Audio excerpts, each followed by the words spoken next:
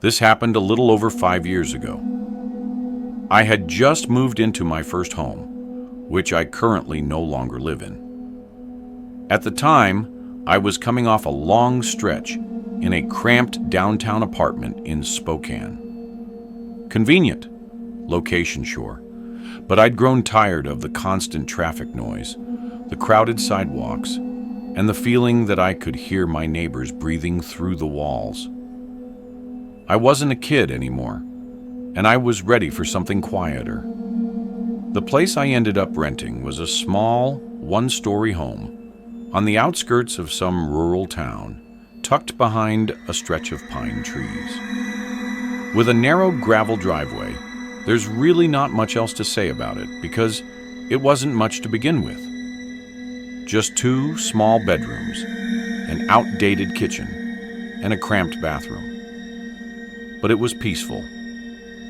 The nearest neighbors were a little ways down the street. They were out of eyeshot and definitely out of earshot finding a job. Out there was the most frustrating thing, but I was eventually able to land one. Between the hours and the general exhaustion, I didn't have much of a routine. I mostly lived off takeout and kept myself no social life to speak of, which I didn't mind. This particular night happened in late October. I had just gotten home from work, maybe around 9:45 or so. It had been a long day, one of those mentally draining kinds of shifts where all you want is food and a quiet place to sit. I kicked off my boots, changed my clothes, and ordered Chinese from a spot I'd used a few times. 24, there weren't any delivery apps that serviced that area, so your options for food were pretty limited and dependent purely on which places were willing to drive out to you. It was sometime just after 10 when the doorbell rang. I remember thinking, damn, that was fast. I walked to the front door and looked through the peephole. There was a guy standing there wearing a hoodie and jeans with his hands in his pockets, but he didn't have any food with him. No bag, no receipt, nothing that even remotely screamed delivery driver. I should have caught on to what was happening sooner, but my brain was operating on low power and I just wasn't thinking straight, against my better judgment. I cracked the door slightly open, keeping the chain on. I asked him if he was here with the food. He paused for a couple seconds, then nodded, saying something about wanting to double-check the order first before grabbing it from his car. That's when I came to my senses. I told him flat out that if he didn't bring the food to the door, I was going to call the police. Instead of responding, he muttered something under his breath before turning and walking down the driveway.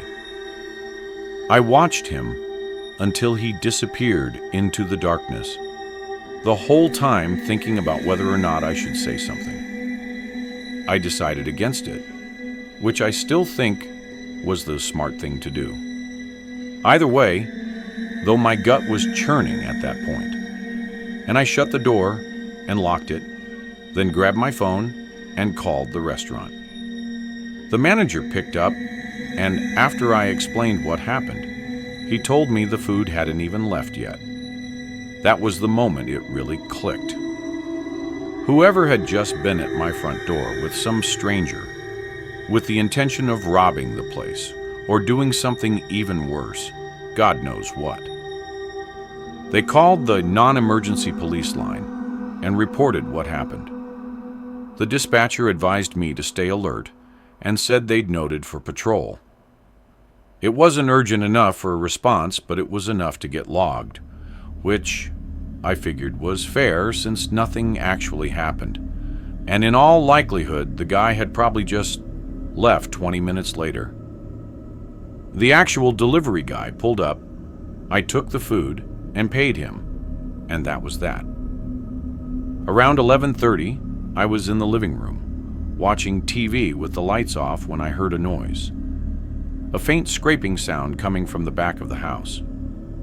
I muted the TV and froze, trying to be as quiet as possible.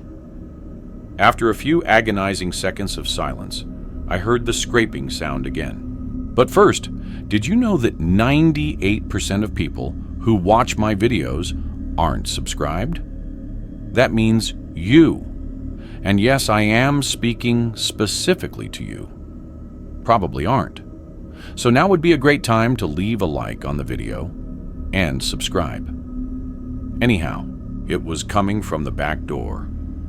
I was absolutely sure of it. I stared dead straight at the back of the door. And to my horror, the doorknob slightly jiggled a few times. Someone was testing it. Without another thought, I quietly called 911 and told them what was happening. I grabbed a kitchen knife and locked myself in my room, still trying to be as quiet as possible. After a good 15 minutes, an officer finally announced himself at my front door, and I rushed to let him in. The police did a search of my property and the surrounding area. No one was in sight. Despite that, one of them pointed out something near the back door.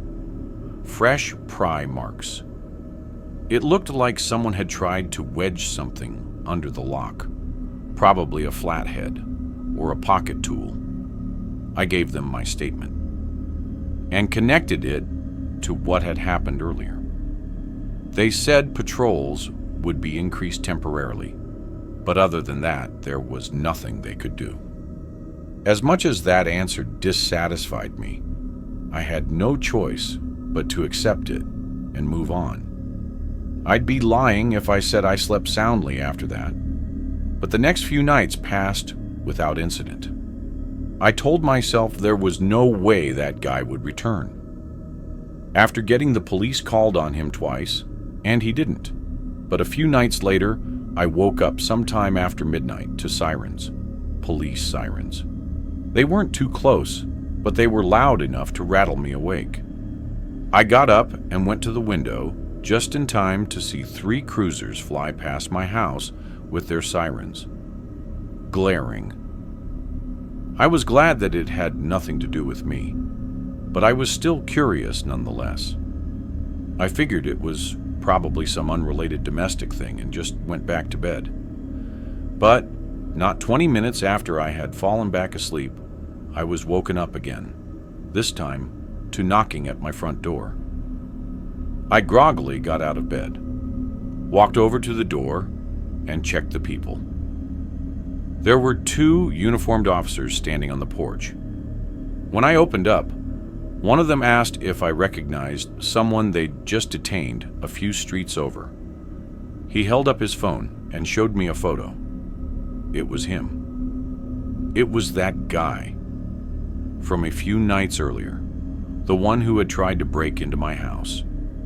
Emphatically confirmed it with audible shock in my voice. Apparently, he'd just been caught trying to break into someone else's house nearby. They had him in custody and figured there was a chance there was a tie to the call I had made earlier in the week.